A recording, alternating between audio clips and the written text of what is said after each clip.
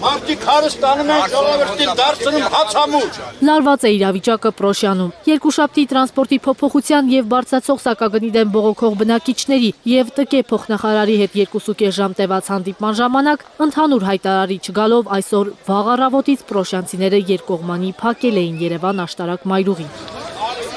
Երկաժամանակ ոստիկաններն ու կարմիր բերետավորները չէին կարողանում համոզել ցուցարարներին բացել ճանապարհը։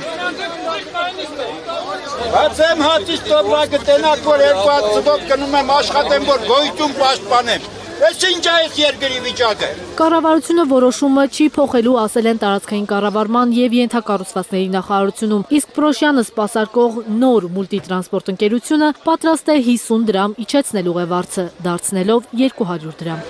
Սա այն պատասխանը չէ, որ սպասում էին պրոշյանցիները, այս անգամ նրանք Ավինյանին են ուզում տեսնել։ Չեմ ուզում իհարկե քաղաքականացնել,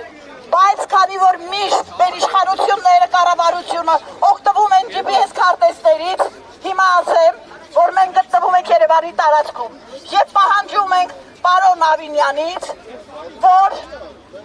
ավտոբուսը Երևան քաղաքի, որ պետք է սպասարկի Երևան քաղաքի բնակիչներին, պիտի գա այսօրից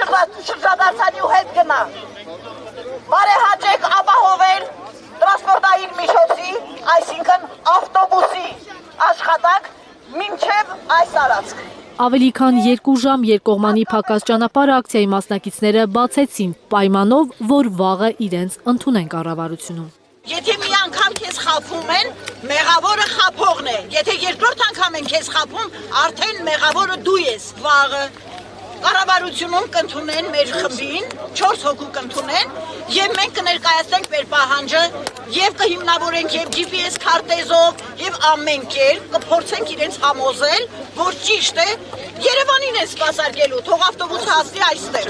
Եթե վաղը մեր առաջարկը չեն ընդունի, դե միշտ կհավաքենք, ավելի շատով կհավաքվենք։ Բողոքի ակցիայից հետո պրոշյանցիները գնացել են մշակույթի տուն քննարկելու վաղվա անելիքները։ Զարի Սահակյան, Հարություն Մաթևոսյան, Հայլուր։